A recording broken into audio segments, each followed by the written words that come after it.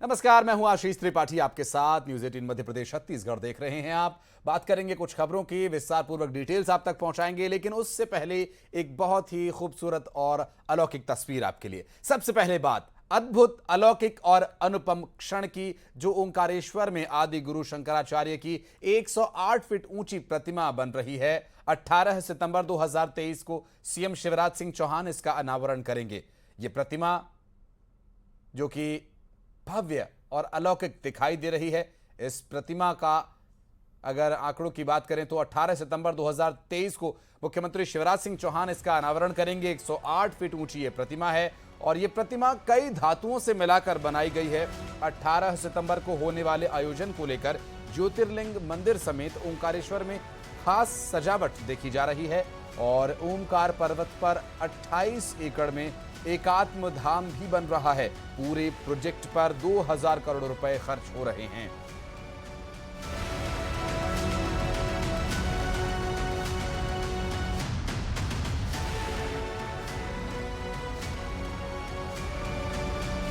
और तस्वीर जो हम आपको दिखा रहे हैं ये आदि गुरु शंकराचार्य की तस्वीर है और ये बेहद भव्य और अलौकिक प्रतिमा 108 फीट ऊंची ये प्रतिमा मुख्यमंत्री शिवराज सिंह चौहान इसका अनावरण करेंगे। ओंकारेश्वर धाम जो कि ओम पर्वत पर स्थापित है और ओम पर्वत पर ही ये प्रतिमा भी स्थापित की गई है।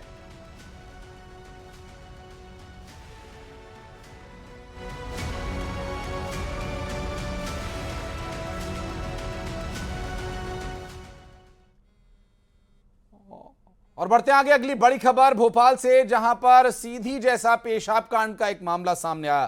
दरअसल दबंगों ने एक दलित के साथ मारपीट की। सरकारी जमीन पर तार की फेंसिंग को लेकर विवाद हुआ और दलित को बेहोश होने तक पीटा गया और बेहोशी की हालत में उसकी पिटाई की गई। पीड़ित पर पेशाब करने का भी आरोप है। मुख्य आरोपी शेरू मीणा बताया जा रहा है फरार। भोपाल के सुखी सेवनिया थाना क्षेत्र का यह पूरा मामला। इस वक्त की बड़ी खबर आपको बता दें, जहां दलित को बेहोश होने तक पीटा गया और पीड़ित पर पेशाब करने का भी आरोप है और आरोप जिस शख्स पर है उसका नाम शेरू मीणा बताया जा रहा है और शेरू मीणा अभी गायब है। फिलहाल उसकी तलाश की जा रही है। भोपाल के सुखी सेवनिया थाना क्षेत्र का यह पूरा मामला। सीधी जैसा पेशाब कांड यहां देखने को मिला। सीधी में जो घटनाक्रम हुआ था, संभव है आपको याद हो। पटवारी अरुण मोदगल ने मुझसे कहा कि जाकर तत्काल रुकवा दो और मैं वहाँ पर गया तो शेरू मीणा, लेखराज मीणा, दीपांशु मीणा, अभिषेक मीणा और उसके कई साथियों ने मिलकर मुझे लात, घूसों, जूतों से और डंडों से मारपीट की। मेरे हाथ पैर बांधकर मुझे स्कॉर्पियो गाड़ी में पटककर और दूसरे फार्म हाउस पर लेकर गए। वहाँ पर भी उन्होंने मारपीट की और मेरे मुंह पर मूता और मुझे वहाँ बहुत मारा। भोपाल में दलित के साथ दबंगों के मारपीट के मामले पर गरमाई सियासत। कांग्रेस का भाजपा विधायक रामेश्वर शर्मा के घर के बाहर प्रदर्शन। बैरिकेड्स पर चढ़े कांग्रेसी और प्रदर्शनकारियों को रोकने के लिए वाटर कैनन का इस्तेमाल करना पड़ा। वाटर कैनन से कई कांग्रेसी सड़क पर गिर गए और प्रदर्शन के दौरान यहां पर देखिए क्या स्थिति थी। देखिए वाटर कैनन का इस्तेमाल किया जा रहा है और बीजेपी के विधायक उनके घर के बाहर यह प्रदर्शन किया गया। दलित के साथ मारपीट के मामले पर अब सियासत चरम पर है और दो तस्वीरें इस वक्त आपको हम दिखा रहे हैं, जहां सरकारी जमीन पर फेंसिंग को लेकर यह विवाद शुरू हुआ था और अब इस पर राजनीति शुरू हो गई है। भोपाल में दलित के साथ हुई मारपीट के मामले को लेकर अब कांग्रेस जो है सड़कों पर है। बीजेपी विधायक रामेश्वर शर्मा के खिलाफ कांग्रेसियों ने जमकर प्रदर्शन किया है। बैरिकेड पर चढ़े कांग्रेसियों को रोकने के लिए वाटर कैनन का इस्तेमाल किया गया और यहाँ पर आप देख सकते हैं कि किस तरीके से कांग्रेसियों पर जब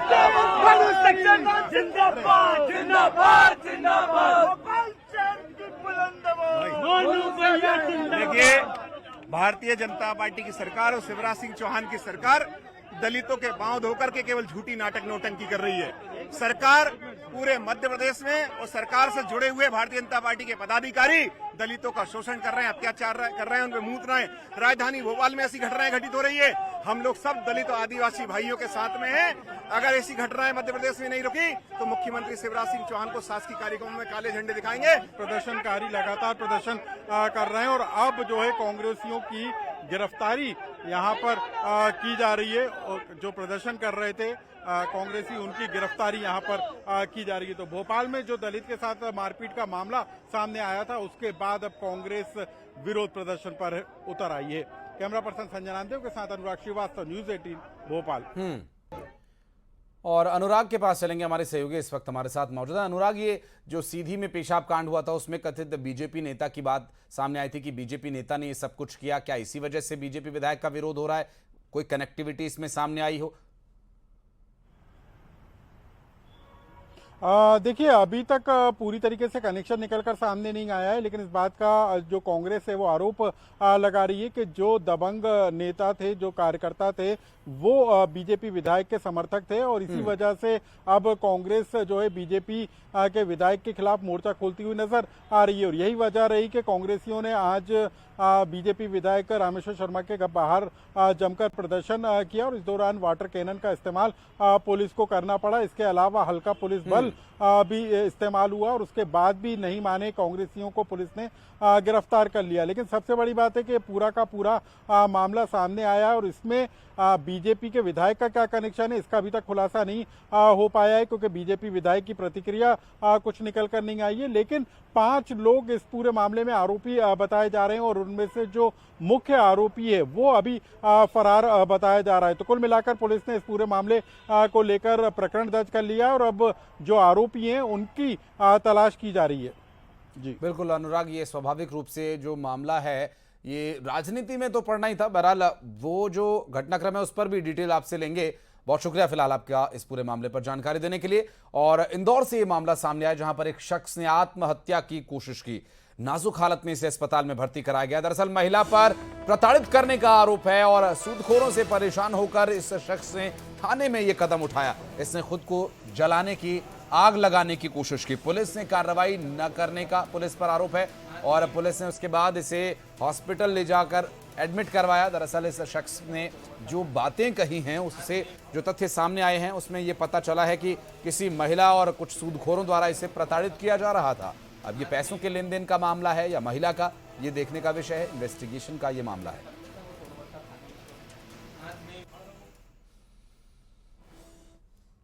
और दतिया में 2 गुटों में खूनी संघर्ष हो गया। फायरिंग में 4 लोगों की मौत हो गई और 2 समाज के लोगों में विवाद हो गया था। दरअसल पुलिस ने इस पूरे मामले को लेकर शिकायत दर्ज कर ली है और सिविल लाइन के रेड़ा गांव का यह पूरा घटनाक्रम बताया जा रहा है, जहां 2 गुटों में खूनी संघर्ष देखने को मिला और विवाद 2 समाज के लोगों के बीच हुआ। हालांकि पुलिस मौके पर पहुंची और इस पूरे घटनाक्रम को लेकर जो अभी शुरुआती कार्रवाई है वो की जा रही है। 2 समाज के लोगों के बीच हुए विवाद के मामले में खूनी संघर्ष तक बात पहुंच गई।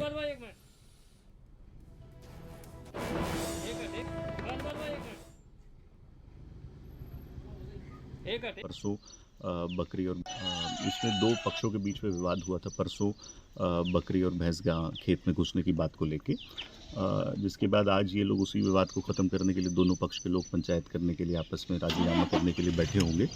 इसी दौरान इन पक्षों में से एक पक्ष अग्रेसिव हो गया। अभी जो प्रारंभिक हम लोगों के पास जानकारी है उसमें 3 लोग जो हैं दागी समाज के हैं जिनकी मृत्यु हुई है। एक मौके पर पाल समाज के व्यक्ति की मृत्यु हुई है। 3 लोग इसमें से घायल हुए थे जिनको अस्पताल रवाना किया है और उनका इलाज जारी है, जिसमें से एक की स्थिति अभी गंभीर है। गांव में पुलिस बल लगा हुआ है और जो भी लोग इसमें अपराधी हैं जिन्होंने इसको घटना को कारित किया है उनके घरों पे तलाशी ली जा रही है और उनको गिरफ्तारी के लिए टीमें रवाना की गई। तो दतिया में 2 गुटों में हुआ ये खूनी संघर्ष, कारण क्या कुछ रहा? चूंकि फायरिंग तक बात पहुंच गई, लेकिन शुरुआत कहां से हुई बात करेंगे। हमारे सहयोगी इस वक्त हमारे साथ मौजूद हैं, उनसे जानने की कोशिश करेंगे कि इस पूरे मामले में आखिर कारण क्या रहा और इस पूरे घटनाक्रम को लेकर अशोक से बात करेंगे। अशोक, क्या कारण पता चल पाया अब तक और क्या कार्रवाई पुलिस कर रही है? तो इसमें कोई बड़ा कारण नहीं था जिसके चलते ये भयानक कांड को लोगों ने अंजाम दिया है। 2 दिन पूर्व कुछ खेत में जो मवेशी हैं वो किसी खेत में घुस गए थे।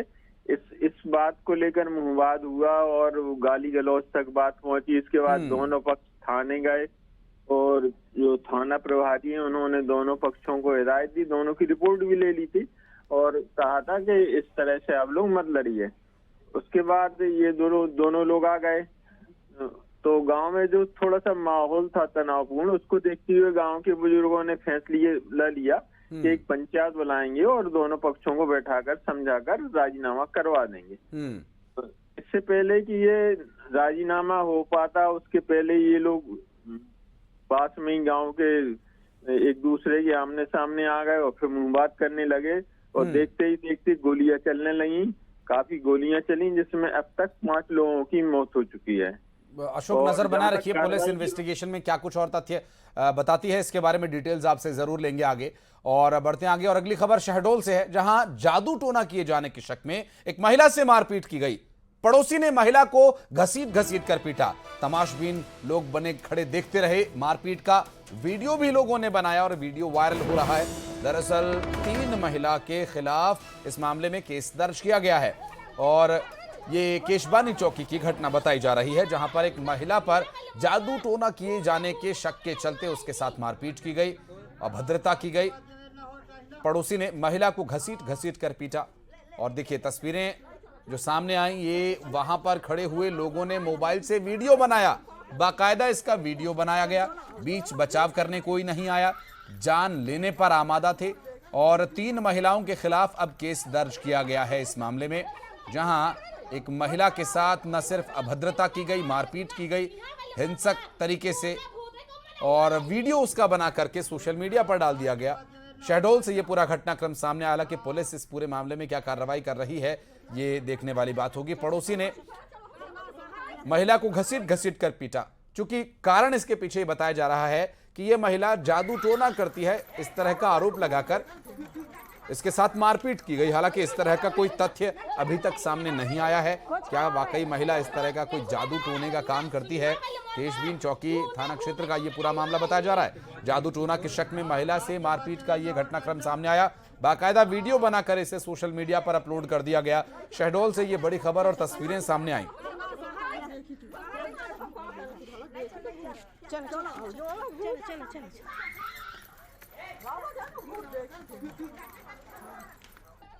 और शिवपुरी से एक बड़ी खबर, कोर्ट के बाहर हंगामे का मामला। कोर्ट के बाहर एक परिवार का हंगामा देखने को मिला। दरअसल एक ही परिवार के लोग जमीन के लिए आपस में भिड़ गए। पत्नी ने बच्चों के साथ मिलकर पति को बंधक बनाने की कोशिश की, पति को बंधक बनाकर घर ले जाने की भी कोशिश की गई। अब ये जो पूरा मामला है ये बताया जा रहा है कि जमीन का कोई विवाद है और ये एक ही परिवार के लोग बताए जा रहे हैं, लेकिन कोर्ट तक कैसे बात पहुंची और क्या कुछ इसके पीछे घटनाक्रम है इसके बारे में आपको बताएंगे। तस्वीरें आपको साथ साथ दिखाते चलें। दरअसल कहा यह जा रहा है कि बच्चों के साथ मिलकर पत्नी ने पति को ही बंधक बना लिया और कोर्ट के बाहर एक परिवार का हंगामा देखने को मिला। एक ही परिवार के लोग आपस में भिड़ गए और ये जो तस्वीरें हैं कोर्ट के बाहर की तस्वीरें हैं, जहां पर पति को बंधक बनाने का प्रयास किया गया। अशोक अग्रवाल हमारे सहयोगी इस वक्त फोन लाइन पर है। अशोक, क्या है ये मामला, जरा खुलकर बताइए। देखिए, मैं आपको बता दूं कि ये शिवपुरी के कुटुंब न्यायालय के बाहर का मामला है, जहां पर एक व्यक्ति जिसका नाम अनंतपुर का रहने वाला सुनील सिंह रघुवंशी है, वह कुटुंब न्यायालय में जो पत्नी से तलाक का जो प्रकरण चल रहा था उस प्रकरण में वो वहां आया था अपनी तारीख करने। तो उसी दौरान ये जो महिला, इसकी पत्नी जो है और उसके परिवार वाले जो मायके पक्ष के लोग थे, वो सभी ने मिलकर के इसको बंधक बनाकर ले जाने का प्रयास किया। लेकिन चूंकि उस व्यक्ति का वकील वहां मौजूद था, उसने बीच बचाव करके वहां पुलिस को बुला लिया और फिर पुलिस के हवाले उस व्यक्ति को कर दिए, जिससे वो सुरक्षित रहा। इस पूरे मामले के पीछे जो वजह बताई जा रही है, इस व्यक्ति के पास 28 बीघा जमीन है और महिला के जो इसकी पत्नी के जो परिजन है वो उस जमीन पर कब्जा करना चाहते हैं। इसी के चलते इनके बीच में ये पूरा विवाद चल रहा है। जी, बहुत शुक्रिया आपका इस मामले पर जानकारी देने के लिए अशोक। और बढ़ते आगे अगली बड़ी खबर, दमोह से एक दर्दनाक खबर सामने आ रही है, जहां 2 मासूम बच्चों के शव कुएं से मिले हैं, जिसके बाद पूरे इलाके में मातम छा गया। और बता दें कि मामला हिंडोरिया कस्बे का है। दोनों नाबालिग बच्चे दोपहर से ही गायब थे। परिजनों ने इनकी पहले खुद अपने प्रयास से तलाश शुरू की, लेकिन जब बच्चे नहीं मिले कोई खबर न मिलने पर परिजनों ने इसके बारे में पुलिस तक शिकायत पहुंचाई और सभी पहलुओं की जांच करते हुए पुलिस ने कुएं के पास पहुंचकर तलाश शुरू की, जहां दोनों मासूम बच्चों का शव मिला। पुलिस ने प्रथम दृष्टया एक्सीडेंट की बात कही है, इसके पीछे एक्सीडेंट हुआ वजह बताया जा रहा है और पुलिस दूसरे पक्षों की भी, दूसरे पहलुओं की भी जांच कर रही है। आज वो स्कूल से आकर लगभग 2-2:30 बजे के दरमियान घर से लापता हुए। घर के लोग समझते रहे हम वहाँ घूम रहे हैं, खेल रहे हैं। बाद में जब 4:30-5 के दरमियान पता चला कि बच्चे घर में नहीं है तो ढूंढना शुरू किया। थाने में जाकर रिपोर्ट दी और चारों तरफ लोग गए ढूंढने। उसके बाद जब थाने से पुलिस आई तो उन्होंने छानबीन की, कुआं में देखा, ऊपर चड्डी डली मिली तो वहाँ संदेह हुआ तो वहाँ चेक किया तो उसी कुएं में घर के पास जो कुआं था उसकी में दोनों की लाश मिली। शाम करीब 6 बजे थाने पर सूचना प्राप्त हुई थी कि 2 बच्चे घर से करीब 2 बजे से मिसिंग हैं। तो तत्काल जो थाने को पुलिस स्टाफ था उनके मदद से पूरे कस्बे में राउंड लगवाए और जो उनके घर के आसपास CCTV कैमरे भी सर्च करवाए। 2 बच्चों के घर के पास में एक कुआं बना हुआ है तो उस पर संदेह होने पर उसमें तलाश की गई, जो दोनों बच्चों के सब उस कुएं में मिल गए हैं। शाम को 8 बजे के लगभग CHC इंडोरिया में 2 बच्चों को लाया गया, जिनकी यहाँ पे जांच करने पे ये पता चला कि वो उनकी मृत्यु कुछ समय पहले हो चुकी है।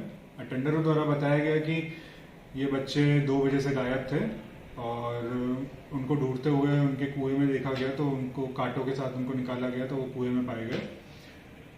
उनकी मृत्यु यहाँ इंडोरिया अस्पताल लाने के कुछ समय पहले हो चुकी थी। और भोपाल से इस बीच एक बड़ी खबर आ रही है। दरअसल सपा नेता आजम खान के ठिकानों पर इनकम टैक्स का छापा। सपा नेता पर बड़ी कार्रवाई। रामपुर, मेरठ, गाजियाबाद, सहारनपुर, सीतापुर में भी छापा डाला गया। दरअसल दिल्ली इनकम टैक्स डिपार्टमेंट की तरफ से कार्रवाई की गई। मुनव्वर सलीम के परिजनों के घर पर छापा मारा गया। आजम खान का पीए था मुनव्वर सलीम। मुनव्वर सलीम को राज्यसभा का सांसद बनाया था और अब इस पूरे मामले में कार्रवाई की जा रही है। दरअसल जो ये कार्रवाई की गई है इनकम टैक्स डिपार्टमेंट की तरफ से आजम खान और उनके करीबियों के ठिकानों पर आयकर विभाग की तरफ से छापेमार कार्रवाई की जा रही है। और नरसिंहपुर से इस बीच एक बड़ी खबर। बाढ़ के चलते नाले में एक शख्स बह गया। एनडीआरएफ ने शव बरामद किया। 40 घंटे तक इसका रेस्क्यू ऑपरेशन चला। गोताखोरों ने काफी मशक्कत के बाद शव को बाहर निकाला। दरअसल सुआतला के पलोहा गांव की यह दुर्घटना बताई जा रही है। मध्य प्रदेश के चुनावी माहौल में जगत गुरु राम भद्राचार्य के एक बयान पर सियासी घमासान छिड़ गया है। जगत गुरु राम भद्राचार्य ने चुनाव को धर्म युद्ध बताया है। कहा कि यह बीजेपी और कांग्रेस के नहीं बल्कि धर्म और अधर्म के बीच की लड़ाई है। अब इस बयान पर बहस छिड़ गई है कि इस युद्ध में धर्म के साथ कौन है और कौन अधर्म के साथ। शिवराज सिंह और कमलनाथ नहीं लड़ रहे हैं, यहां 2 लड़ रहे हैं, सनातन धर्म और अधर्म। जगत गुरु राम भद्राचार्य के इस बयान पर एमपी का सियासी पारा हाई है। सिवनी में चल रही राम कथा के दौरान राम भद्राचार्य ने चुनाव को ही धर्म युद्ध करार दे दिया। उन्होंने कहा कि ये चुनाव बीजेपी और कांग्रेस का नहीं, धर्म और अधर्म का है और जो धर्म को मानने वाला है उसे जिताया जाए। शिवराज सिंह और कमलनाथ नहीं लड़ रहे हैं, ये तो नाम कहा जा रहा है। भाजपा कांग्रेस नहीं लड़ रही है, यहां 2 लड़ रहे हैं, सनातन धर्म और अधर्म। एमपी के चुनावी दंगल में अब तक विकास बनाम बंटाधार पर बहस थी, लेकिन राम भद्राचार्य के इस बयान के बाद अब सनातन को लेकर सियासी संग्राम छिड़ गया है। कांग्रेस ने बयान पर फौरन पलटवार किया। पूर्व मंत्री पीसी शर्मा ने कहा कि ये लड़ाई महंगाई, बेरोजगारी, भ्रष्टाचार की है। रोजगार मिलेंगे तो लोग सनातन धर्म की ओर अग्रसर होंगे। धर्म आम आदमी के साथ है और वो धर्म जो है जब भी लोग उसकी तरफ बढ़ते हैं, जब भी महंगाई कम हो, सस्ती चीज़ें मिले और उसका रोजगार मिले, उसके बच्चे स्कूल कॉलेज जा सके, पढ़ सकें, वो है धर्म। राम भद्राचार्य तो बार बार ये कह रहे हैं कि कमल का फूल खिलाना है मध्य प्रदेश में, तो फिर वो तो पार्टी की बात कर रहे हैं ना बीजेपी। हाँ। तो फिर कहाँ वो धर्म की बात हुई। हाल ही में विपक्षी गठबंधन के एक नेता उदयनिधि स्टालिन ने सनातन धर्म को खत्म कर देने की बात कही थी। ऐसे में जब रामभद्राचार्य एमपी की चुनावी लड़ाई को धर्म युद्ध बता रही हैं, तो बीजेपी फौरन मौके को भुनाने में जुट गई है। एमपी के चुनावी मैच में सभी पार्टियां धर्म की पिच पर खेलने की कोशिश करती नजर आ रही हैं। बीजेपी हो या कांग्रेस, सीएम शिवराज हो या पूर्व सीएम कमलनाथ, सभी बाबाओं की शरण में हैं। बाबा भी अपने अपने तरीके से शरणागतों का साथ दे रहे हैं, लेकिन रामभद्राचार्य ने तो चुनाव को ही धर्म युद्ध करार दे दिया। धर्म के साथ कौन है, प्रदेश की सियासत में अब एक और बहस छिड़ गई है। Bureau report, news 18।